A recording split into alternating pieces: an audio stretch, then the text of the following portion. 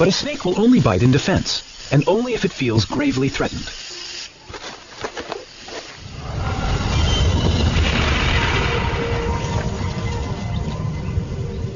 It's easy to imagine the snake as an aggressor, the snake in the grass, a deadly foe.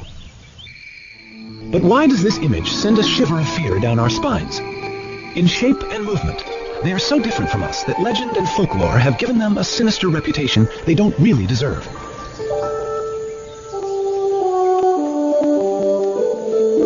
How can we understand an animal that smells with its tongue? Or that hears with its whole body, sensing vibrations? The hypnotic stare of its unblinking eye can seem as alien as its apparent rebirth through the shedding of its skin, sloughed off like a scaly ghost of itself.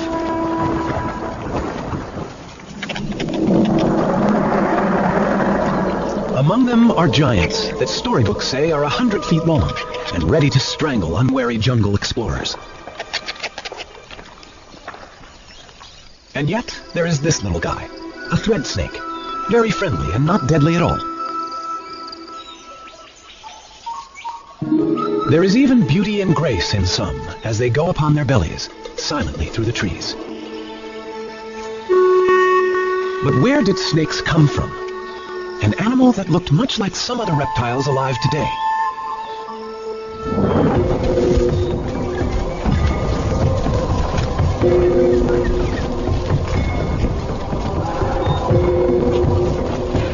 It's hard to believe that snakes have anything in common with creatures like this. But in fact, every reptile descended from the same ancestor. This primitive ancestor led to two groups of animals, turtles and all other reptiles. All through the age of the dinosaurs and during the emergence of lizards, snakes were nowhere to be seen. But there were legless lizards, and it was from these that snakes evolved. For 110 million years, they have been living side by side with other reptiles. Today, there are more than 2,500 different species of snake. Hidden within their bodies, vestiges remain of the legs they lost. But snakes, with a skull, backbone, and a multitude of ribs, are able to move quickly in several ways. The serpentine crawl of the cobra. Most snakes move like this.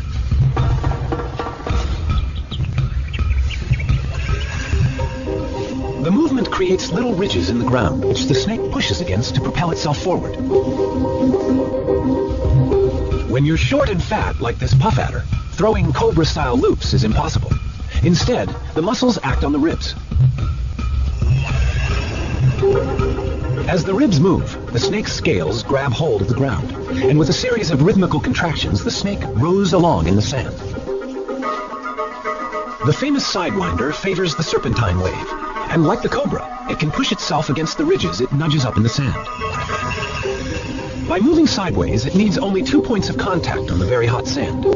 At any one time, most of its body is held in the air. Legs? Who needs them? There are different problems for a tree-climbing python in a rainforest. To reach across a gap, it can stiffen sections of its body, becoming its own ladder from branch to branch.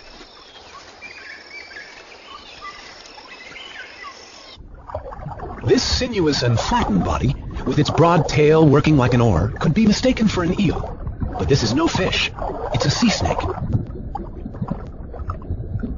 Most snakes can swim, though even the sea snake must interrupt its hunting now and then for a breath of air at the surface.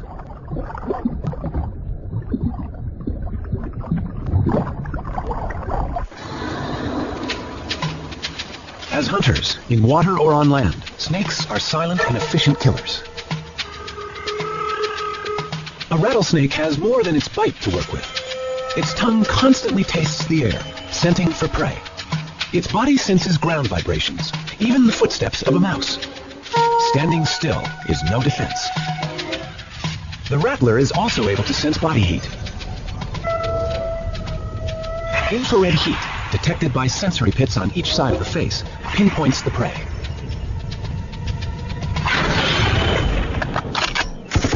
Their high-tech weaponry has been around long before ours. But in any combat situation, defense is as important as attack. This military training ground is home to two other opponents. The rare red-cockaded woodpecker lives in this loblolly pine. Its enemy is a corn snake, whose tactics are to climb the tree and steal the woodpecker's chicks. The bird's defense is to peck at the tree, releasing its resin.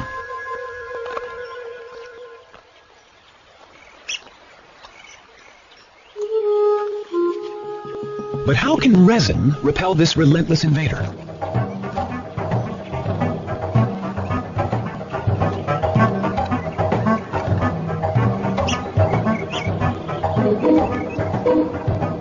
It's getting close. Will the woodpecker's weapon really work?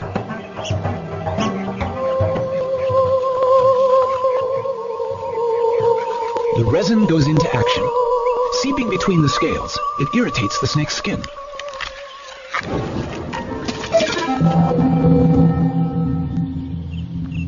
Woodpeckers won, corn snakes nothing. Australia, home to the most venomous snakes in the world. In these cane fields lives one of the most deadly. But why do snakes need venom?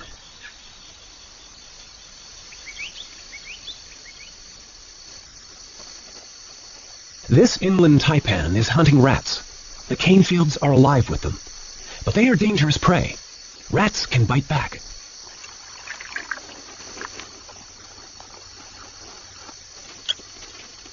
A snake's head contains all its sensory equipment: eyes, taste, smell, brain.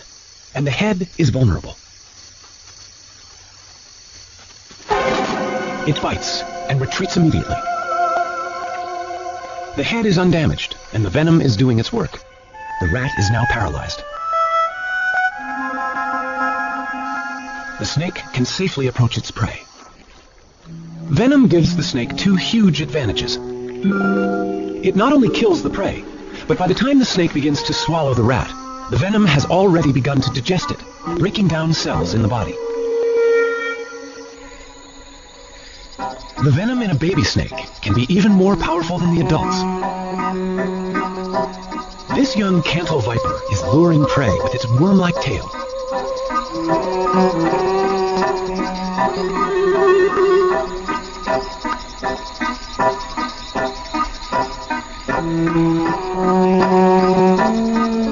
The frog is deceived by the enticing movements. Unaware of its lucky escape, the frog remains convinced there is a worm there. Amazingly, the frog seems unable to see the snake. The venom acts quickly, subduing the frog. The young viper catches mainly amphibians, but as it grows older, the chemistry of its venom will change to suit other prey. Donald Stridham works with South African snakes to understand how venoms affect the bodies of prey animals, and how the venom is delivered during a bite. The snake that I've chosen here is a popladder, and they've got the very long front-hinged fangs for the cytotoxin, a cell-destroying venom. I'm going to very carefully open up the snake's mouth and show you this mechanism. The snake doesn't like its mouth to be open. It's much like you going to the dentist and having your mouth prodded into. Now the fangs lie against the palate of the mouth. So if I just open there, you can hardly see the fangs. But if I now slip my stick just behind the fangs and get them forwards, you can very clearly see how they hinge. Now the fangs are covered by a skin sheath here. I'm going to try and slip this sheath up so that one can see the naked fang. And there we have one fang nicely exposed. These fangs are hollow. They work like little hypodermic needles, so they inject venom through the fang into its victim. And in fact, you can see a tiny droplet of venom on the one fang there. You know, the venom glands of a snake are very similar to the saliva glands in a human, in that we have a dry mouth. Our body very easily reproduces saliva, and the mechanism with a snake is almost exactly the same, in that venom is never easily exhausted. Under normal conditions, the snake is never without its venom. A gaboon viper produces venom in huge amounts. It's a large, fat-bodied snake, and needs to have a lot of venom to subdue large prey quickly. The viper is too slow to chase its victim. To inject such large quantities, the gaboon viper has the longest fangs in the world. Each is almost as long as a human thumb. That's quite a bite.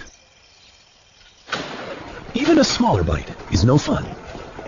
Venom is breaking down the cells inside this man's punctured leg. He's not feeling too bad now, but measurements show his leg is swelling fast, a sign that the snake injected a potentially fatal hit of venom. Blood vessels are rupturing. Fluid is accumulating as tissues break down.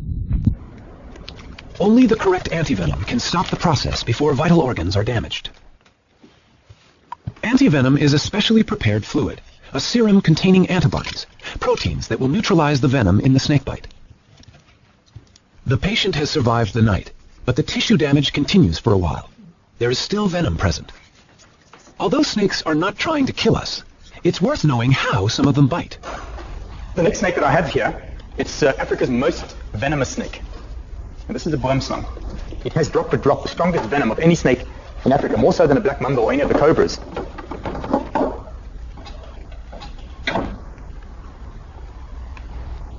Most people think that a black-fanged snake can't bite onto a large part of your body. Most people think that the boom slug can only latch onto your earlobe or small finger. But as you can see here, this is not true, in that the whole head of the snake is divided in half by its mouth. And they can open that mouth up to about 120 degrees. And with the mouth that wide open, they could very easily bite you on the flat of your hand or the top of your leg, wherever it pleases. If you were bitten by the snake, you would literally bleed to death. So what's going to happen to you is that you're going to bleed into your heart, into your stomach, into your bowels. You're going to be urinating blood, defecating blood, and it's really a horrific way to die. This poor frog is about to be the victim of a vine snake in Central America. This snake is also back-fanged, just like the boomslang. Fortunately for small prey, death comes quickly. The venom of some snakes with fixed fangs attacks the nerves. And now the current fixed-fang snake that I've chosen is a snouted cobra here. These fangs are much smaller than the front hinged fangs of an adder. Those fangs don't have to fold backwards. You see, they remain erect in the mouth. So the snake merely has to snarl its mouth and so inject its venom. And sometimes a mere scratch is enough to kill you.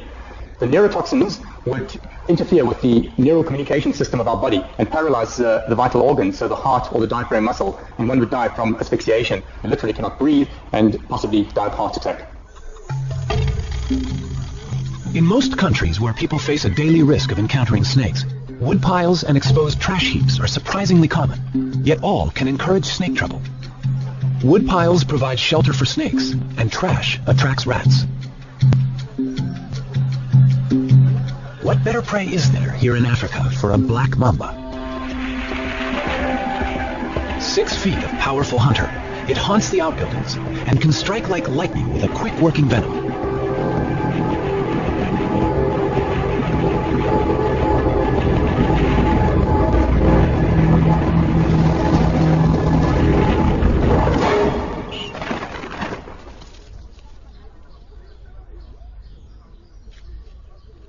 To a black mamba, this bungalow is just another place where food may be in good supply. Inside, Tony Morgan confronted an uninvited guest, and it bit him. This is a typical corner that snakes like to hide in, and it was a similar corner like this near my front door on the farm that I found a mamba all coiled up here with my fishing rods and various things like that. And as I don't kill anything, particularly snakes, I grabbed this particular implement, and I thought that I hooked him out, and I thought that I'd pinned him down. Unfortunately, he was able to stretch quite a bit, and he got me just below the knee with one fang. I then lasted exactly 30 minutes. And my wife got me down to Donald's place very quick, and then he took over and drove me down to the hospital, where we were fortunate in finding a doctor on duty. And 30 minutes after the bite, I said to him, I cannot exhale anymore. And he said at the same time, which I didn't hear, his heart has stopped as well. So in effect, I was dead at that time.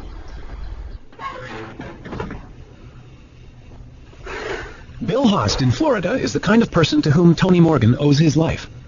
But collecting venom to make antivenom has almost cost Bill his own life. I was bitten by a cobra and ended up in a respirator, and I stopped breathing. I was bitten by a mamba in the leg, a king cobra bite in the knee. Well, my blood pressure went to 0. But the most recent one, which was a canebrake rattlesnake, a couple of months ago, I got bitten in the back of the hand. That was almost pure carelessness.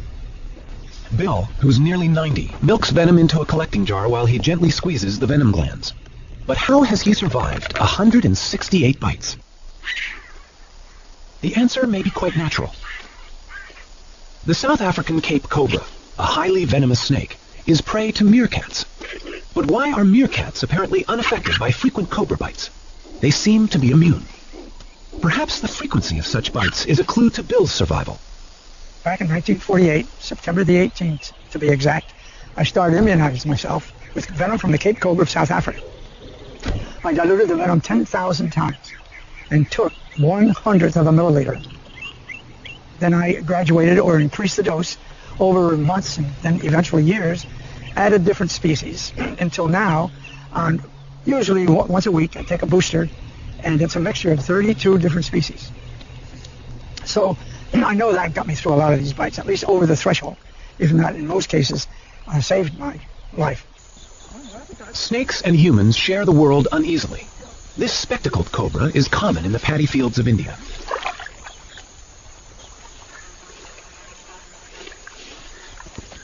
Every year, more than 10,000 people are killed here by snakebite. Antivenom is unavailable. For the same reason, snakebite is a major killer across Central and South America, Africa, and Southeast Asia.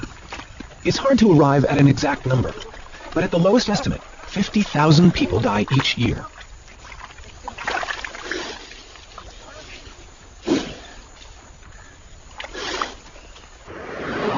In South Africa, Donald Stridham is answering an emergency call. In this part of South Africa, we have a lot of venomous snakes. People are active in the field here. They often come across snakes, they find them in their houses, and that's when we are called out.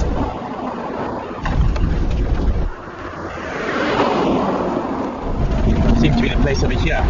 Lots of people standing around there. A snake in a house is a cause for local excitement, but the occupants have already followed the right emergency procedures. Everyone has left the house, and they've not only closed the door, but sealed it as well, with a towel. Donald can be fairly sure that the snake is still inside. What I'm going to do here is actually put a visor on, because in a situation like this, it's very possibly a spinning snake. So I'm just going to get a few things that I need here.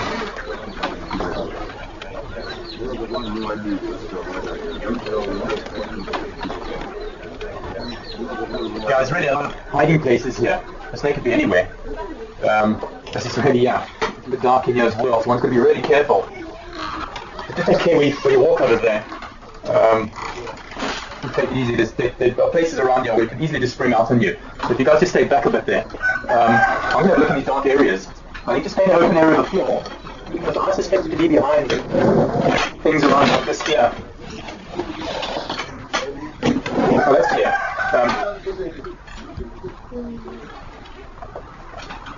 We could so easily find a number in a place like this. And these things are like coiled springs. I mean, once it feels that it's not hidden anymore, it could just come flying out.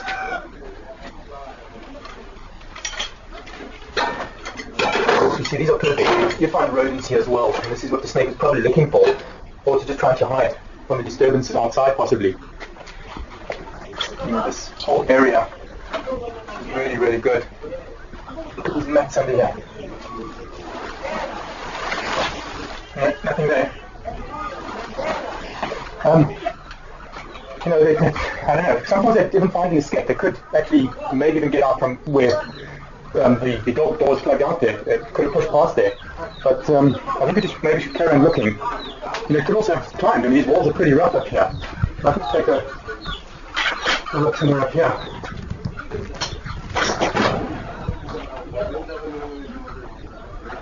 Up in there. Oh no. Whoops. There's something up there. There's something in the corner over there.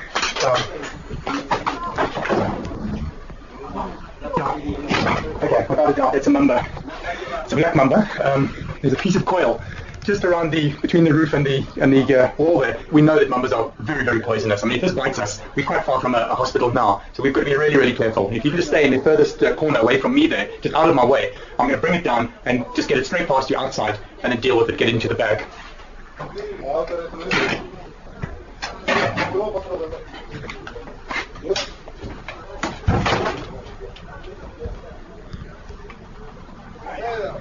Okay, start to edge away from you there. Let's head out again.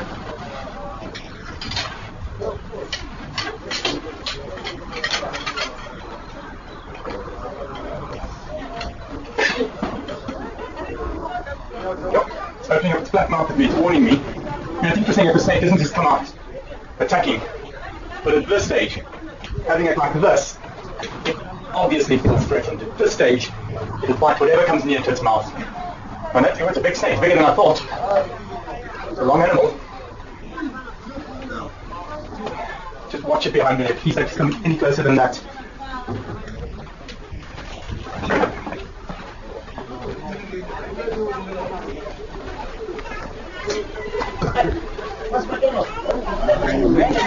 You know, the snake's obviously hyped up now, and whatever touches it through the bag, it's going to bite. And you can see through the bag here.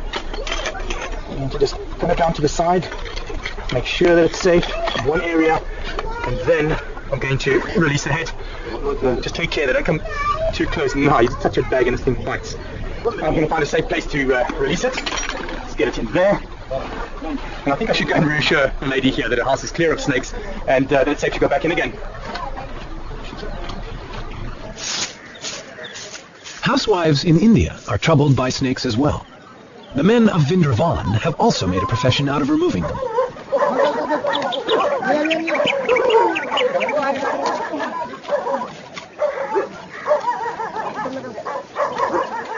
He's not going to let this cobra go free. For hundreds of years, this has been a village of snake charmers. The snake is captivated by the swaying pipe, following every rocking movement. And that's the snake charmer's secret. The music plays no part. It's probably too high a frequency for the snake to appreciate. It has no eardrums. Sound vibrations are perceived only by way of the skin, muscle, and bone.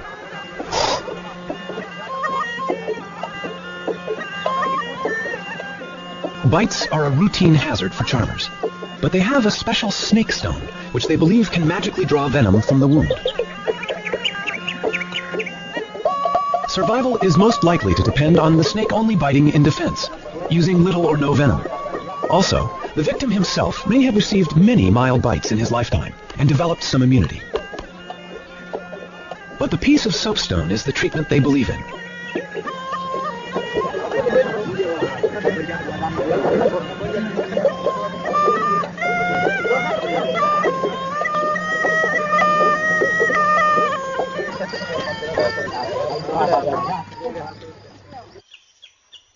This baby cobra in Africa is one snake that no snake charmer would ever use. It threatens the civet cat by standing tall and looking big. But it has another weapon. This is a spitting cobra, and it sprays venom, which irritates the eyes of the attacker.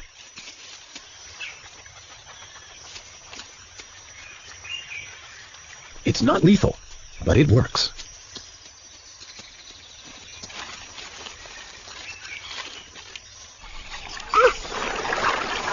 South America, the Llanos of Venezuela, the wetland home of the largest snake in the world, the anaconda. This giant has no venom at all. To capture prey, it relies on muscle power, coiling around its victim and squeezing the breath out of it. And a large snake needs large prey. The biggest rodent in the world fits the role. A capybara, the size of a pig, is fairly easy to ambush as it bathes in the warm waters. The snake must have teeth strong enough to hold on to such lively prey, and be ready to loop its body tightly around the capybara to avoid being bitten or scratched.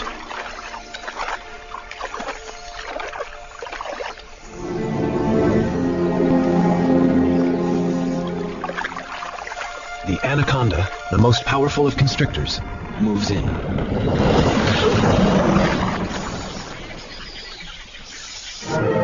How, Jimmy? Hey, hold it!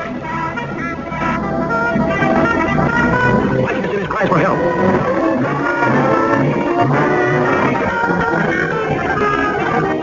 Jimmy's back in the seat, almost done for. To be safe, the actor needed to know exactly how a large constrictor kills, just as Donald Stridham does. I caught the snake on somebody's farm. It had eaten something really large, and the farmer was worried it's going to eat his dogs or even maybe his children, which isn't totally unrealistic. Have a look at that. Yeah, it's getting me around the arm here. I can really feel it. You get this area here. I mean, you can see how it's stopping the blood supply there. And this is my arm, so I mean, I can handle. I can wrap it off me here. But can you imagine that around somebody's neck? That's pretty pretty tight over here. This movie that we watched, we've just seen it with this Jimmy, where it had wrapped around him. It wasn't totally wrapped around his neck, not like the way this has got me around the arm here. With Jimmy, I could literally see that he turned around to get this python around his body, and it wasn't a natural constricting pose, whereas this snake has got me. I mean, look at that, my arm's going quite red there. I'm not going to try and make a plan here. It's really got me. One thing I got right in the movie was that the python, like many other non-venomous snakes, are ambush animals. They will lie in ambush for their prey. It'll lie there, wait for the animal to come past, strike at it, bite it, and hook it with those 100 needle-sharp teeth. It then throws coils around this animal while it pulls the animal into the coils. It then asphyxiates the animal. Every time it breathes out, it tightens more and more, and the animal dies of suffocation. If one looks into the mouth of this python, you can see a little circular tube, and that is the extension of its epiglottis. And it's very useful for a snake to have this, because what happens is, when it swallows, that'll extend right out of the mouth, and so it can still breathe while it's got a full mouth of antelope. I think the snake deserves to be released now, so not to stress it too much, I'm going to release it here in the bush. This looks ideal here. And as soon as I let the head go, that's it, I can feel the coils have immediately relaxed on me there. And the snake just wants to get away. Straight into the bush there. Wow, look at that arm. This arm's gone really quite red there. What a relief to have that off. This is great. I love letting snakes go back into the bush. It's such a nice feeling. You can do something for them as well. It's a nice feeling for me, and hopefully for the snake.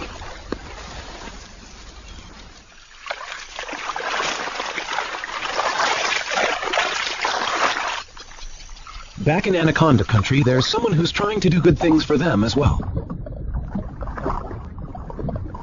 Anacondas have killed and eaten people, but that fact does not deter Maria Munoz. At the ranch of El Cedral, the petite Maria is on the track of her favorite animal. She works with her assistant, Ramon. A snake longer than 10 feet always requires 2 people for safe handling. How many males do we have? It's the breeding season for anacondas, and Maria recognizes this group as small males. She hopes they will lead her to the much larger females somewhere nearby. The males are placed in bags to keep them out of the way. The female they find is 13 feet long. Maria uses a trick to calm it down. No. She dips its head in the mud so it can't see. It's very quiet. Le voy a poner en la cabeza.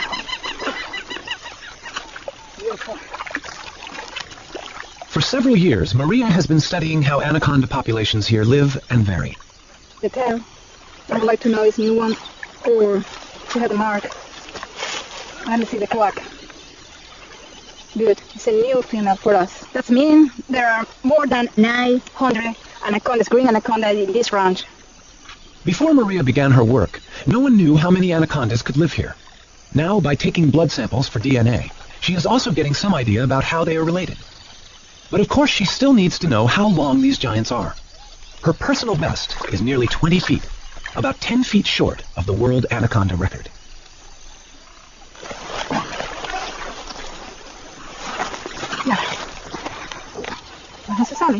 These are the heaviest snakes in the world, but this one is a little lighter than the 485-pound monster in the record books. 44.45 kilograms. Some snakes, like this South African tiger snake, not only constrict their prey, but are also venomous. I've got the tiger snake's favorite prey. It is a striped skink. I'm going to bring it in closer, and you're going to notice that the tiger snake will bite and poison its prey, also wrap around it to constrict and kill. Now this is of course a dead skink, so I'm going to move it around so that the snake thinks that it's alive.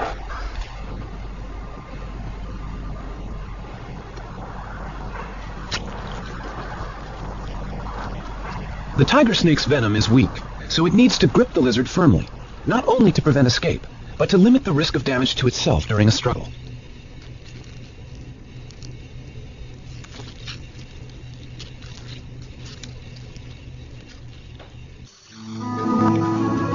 Often, the brilliant colors and patterns of a snake's skin are not a warning but a subtle camouflage, matching its surroundings. And to us, it can look beautiful. Scales come in endless varieties of shape and structure.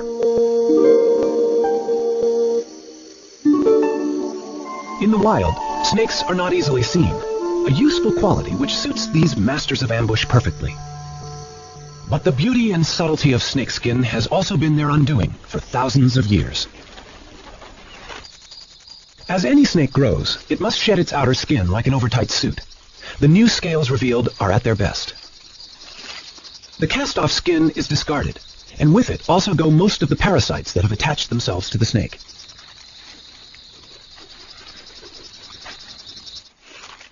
The regular shedding of dead skin has special significance for rattlesnakes. Each time a rattlesnake slips out of its old skin, its rattle gains another section at the base. The rattle is a series of loose-fitting interlocking scales that, when shaken, produce a sound that warns large animals not to step on the snake.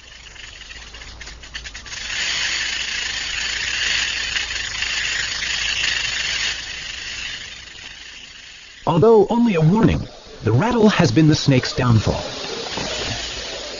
Their noise makes them easy to locate, and as a result, tens of thousands are killed every year. I hate rattlesnakes. J.P. Jones sees rattlesnakes only as potential killers of people and livestock. He's hunted them since he was a boy, but recently he's finding it harder to find them. He simply can't hear them, even with the listening apparatus he designed himself. There are rattlers around, but many are becoming quieter. Ruthless hunting is exterminating the loudest, and a greater proportion of snakes with weak rattles are living and breeding. Not having a loud warning, of course, makes a snake even more dangerous. But J.P. is undaunted, and his roundup goes on, presumably until only silent rattlesnakes survive in his part of Alabama.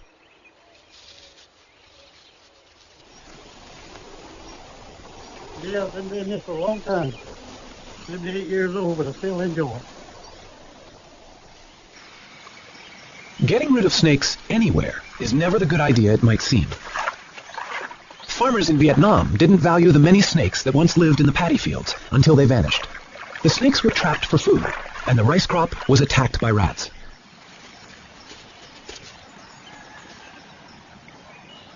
A third of the country's crops was devastated by the rodents.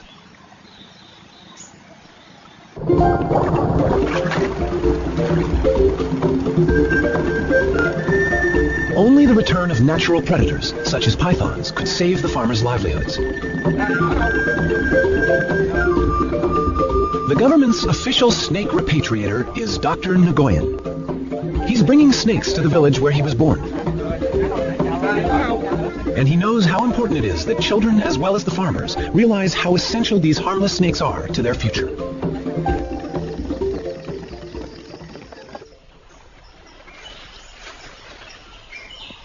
Each python released can potentially eat about 100 rats a year. Dr. Nguyen will release 20, among them females, that could each have 20 to 80 baby pythons a year.